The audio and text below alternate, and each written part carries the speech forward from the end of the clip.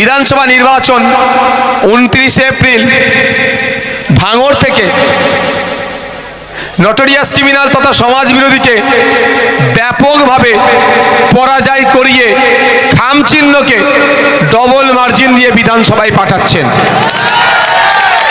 বিগত 5 বছর ধরে এতটা প্রমাণ করতে পেরেছি যে একটা বিধায়ক তার নিজের বিধানসভা ভাঙড়, এই ভাঙড়ের মানুষের চাপ অভাব অভিযোগগুলো যেমন আইনসভার মধ্যে তুলেছে এবং ভাঙড়ের মানুষের বিপদে আপদে বুক চিতিয়ে যেভাবে লড়াই করেছে, তার সাথে সাথে সেই ঝাড়গ্রামের হাতিরহানার সমস্যা থেকে শুরু করে দার্জিলিং জলপাইগুড়ি থেকে শুরু করে তরাই ডুয়ার্সের যেখানে চা শ্রমিকদের সমস্যা সেখানে পৌঁছে যাওয়া, মিনিমাম ওয়েজেস নিয়ে বারবার সোচ্চার হওয়া, সমকাজে সমবেতন তথা প্যারা টিচারদের কথা বলা, সরকারি কর্মচারীদের হকের দিয়ে নিয়ে যেভাবে সোচ্চার আমি হয়েছি, এ থেকে বোঝা যাচ্ছে যে এক বিধায়ক 293টার উপরে ভারী পড়ে যাচ্ছে।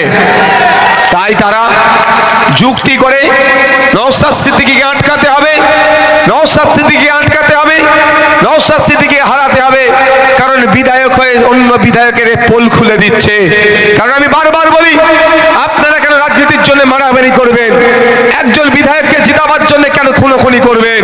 বিধায়ক জিতে 1,21,000 টাকা মাস গেলে পাচ্ছে, মাস গেলে ফোন খরচের জন্য 5,000 টাকা পাচ্ছে, যেখানে 1 বছরের ইয়ারলি রিচার্জ, সারা বছরের রিচার্জ 4,042 টাকায় হয়ে যাবে। আমাদের মতো বিধায়ককে মাস গেলে 5,000 দিচ্ছে, তাহলে আপনি আমাদের জন্য কেন মারামারি খুনোখুনিতে জড়াবেন? এই কথা বলে পোল আমি যখন খুলে দিচ্ছি, তাহলে নওশাদকে আটকাও, আরো আগামী দিনে যেগুলো লুকানো বলেনি সেগুলো বলে দেবে, পাবলিক আমাদের সব কলগুলো ধরে ফেলবে। এই জন্য আমাকে আটকাবে। তবে জানিয়ে রাখি, 1,21,000 টাকার মধ্যে আমি 21 পয়সাও কিন্তু নিই না, মানুষের জন্য আমি সেগুলো খরচ করে দিই।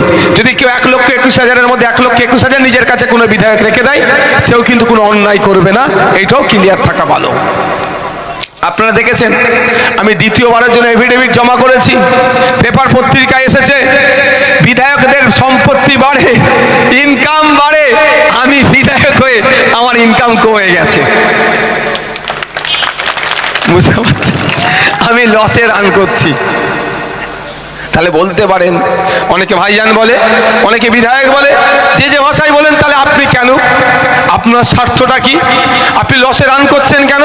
হ্যাঁ, আমার স্বার্থ ওখানেই বিনয় বাদল দীনেশ, আমার স্বার্থ আশফাকুল্লাহ, আমার স্বার্থ ক্ষুদিরাম, আমার স্বার্থ বিরসা মুন্ডা, আমার স্বার্থ ফুরফুরা বীর আবু বকর, আমার স্বার্থ নেতাজি, আমার স্বার্থ গান্ধীজি, আমার স্বার্থ সেই স্বাধীনতা সংগ্রামীরা। তারা নিজের স্বার্থের কথা ভাবেনি, তারা মানুষের জন্য ভেবেছিল। ব্রিটিশ মুক্ত করতে চেয়েছিল প্রায় 200